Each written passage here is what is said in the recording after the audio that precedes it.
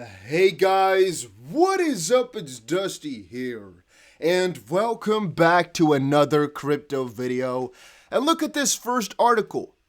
Ripple community demands XRP relisting on Coinbase as the exchange faces SEC heat. Guys, I'm standing up for this video. I'm stood up right now. Hopefully you can still hear me properly, because I ain't sitting down for none of this BS no more.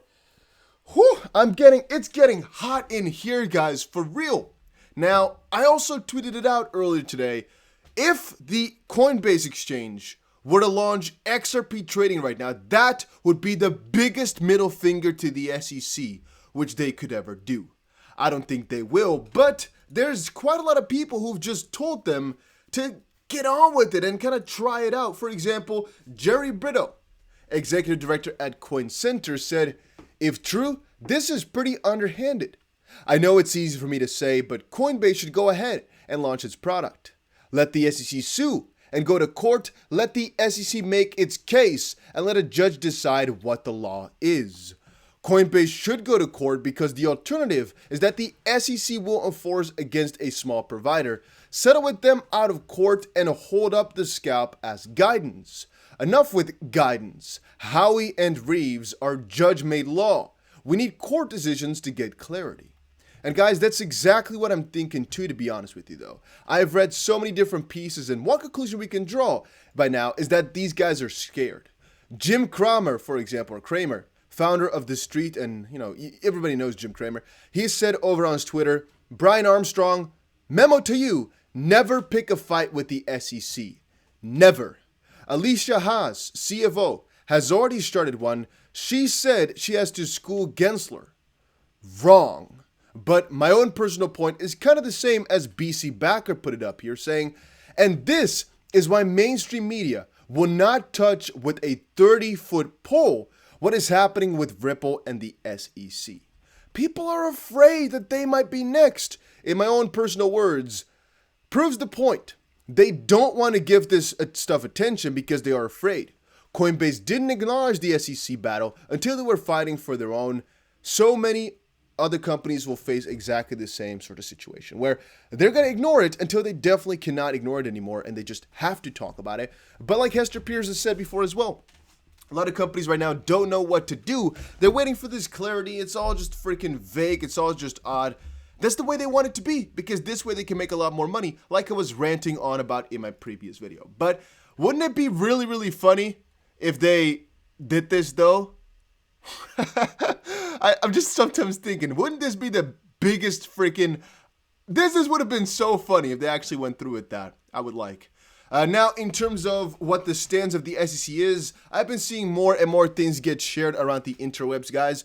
Digital Perspectives has said on Twitter, "You guys might want to look at this. I know the SEC originally stated they believed XRP to be a security, as well as the transactions, but this is an interesting remark." So Louis Cohen, a week ago or so, shared why. Let's see, right? That's a reply to his earlier thing, which said, so the SEC v. Ripple. By the way, guys, if you're watching this video right now, make sure you press the like button and subscribe to the channel. I think we're going to hit 130,000 subs today, which has been a goal for a very, very long time. I think we're like 10 subscribers away or so. If you subscribe right now, you might be the 130,000 sub, which is very, very cool. We might have already hit it though by the time that I upload this video. Not sure, but make sure you subscribe to the channel right freaking now, guys. It's about to get really freaking hot in here, like I've been sharing for a little while here. It's about to get freaking hot, hot, hot, hot, hot. So the SEC v. Ripple Labs case continues to confound. Yesterday, counsel for the defendants filed a letter with Magistrate Judge Nedburn requesting a conference regarding discovery of certain internal SEC materials. In the letter, counsel states that the SEC's failure to prohibit its employees from selling or buying XRP provides strong corroboration of defendants' defenses and undermines the SEC's claims.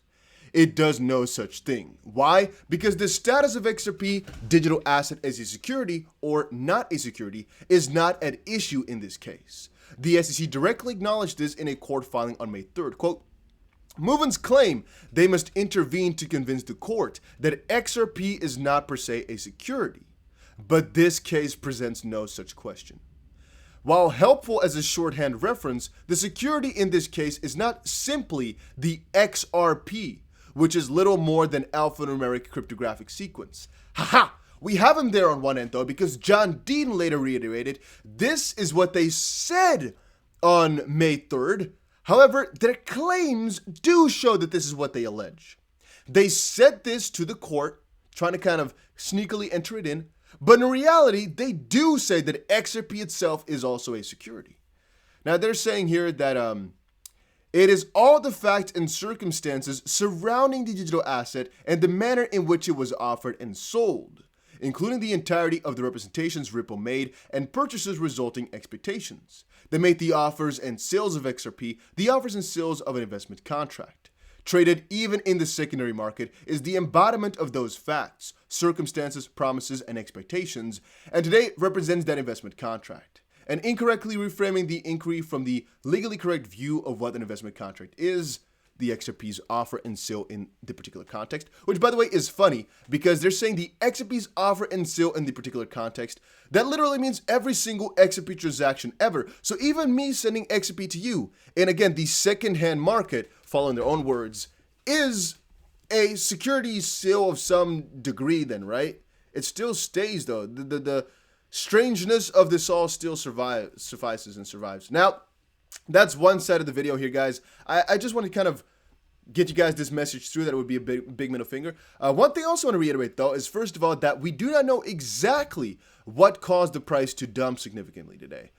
What I mean with that is we don't know if it was open interest or it was the entire El Salvador situation. We don't know exactly which of these parts, but they most likely all added. What I am saying though is that I'm buying a freaking ton of crypto right now. I'm reiterating time and time again. I am buying a ton of crypto now because very shortly here, people will come up to me and say, "Oh, well, when are we going to see another dip? Should I buy right now or should I wait for another dip?" Blah, blah, blah. I'm telling you, at least right now we're getting a discount, except for Algorand, which is rather funny. But guys, when we were live streaming, I noticed finally what was happening to El Salvador. Let's quickly read this though. Mr. Real said, El Salvador's government has halted all Chivo Bitcoin wallets after dozens of technical difficulties. The government has full control. They can turn on or off anyone's wallet whenever they want. This is Satoshi's nightmare and an authoritarian's dream come true. Because ultimately, what we're seeing right here, it ain't really that good. And some might say that this situation wasn't really nice. And another might say, Michael Saylor's idea of buying $30 worth of Bitcoin is what crashed everything. But that's one part. Here was also one thing. El Salvador to develop, this is from a week ago, to develop blockchain infrastructure using Algorand. President Bukele cuts a path towards national Bitcoin and crypto adoption in El Salvador.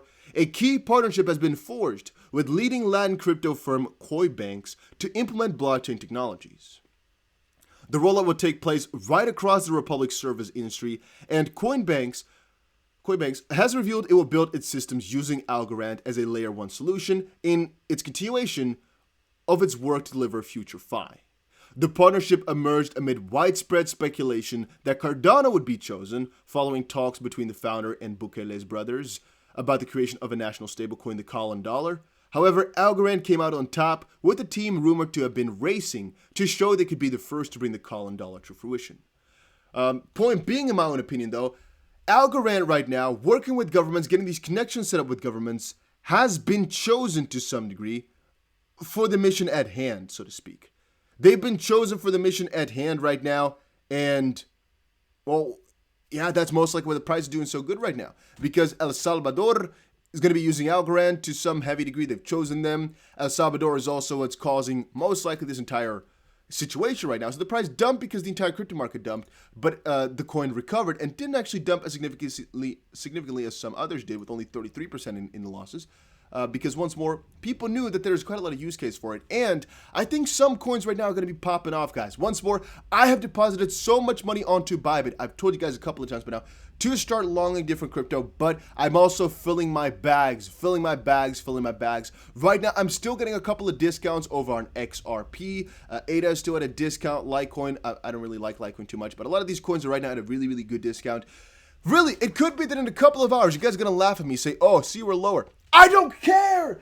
I don't care if the prices are lower in a couple of hours. I got a discount from yesterday, and I'm going to take it with every single opportunity that I have because I ultimately know where this crypto is about to head. I've been shouting this for years, guys, that every correction is just juicy and I should take them. Even though we're back to prices of about a week ago or so, that week has made a ton of difference. And again, while it was at $36, a lot of people said, oh, I wish I bought it. I wish I bought it last week because then we were still low. I wish I bought it in July. But now that we're back down, people are like, yeah, no, I think we're going to the ground. I'm not going to buy. That's the freaking fun part of it all, guys. People only take the opportunity once it's too late, which is why they don't take it. They try to take it when it's too late. They don't seize the opportunity when it's right in front of them. Too many people have this exact problem, guys. Too many freaking people. If you're buying the dip, let me know in the comment section down below. Make sure you press the like button on this video, guys. It helps out a ton, and I appreciate it a ton. We're almost at 130k subs, as I've said. Make sure you subscribe to the channel, and I'll see you guys again in another crypto video later today.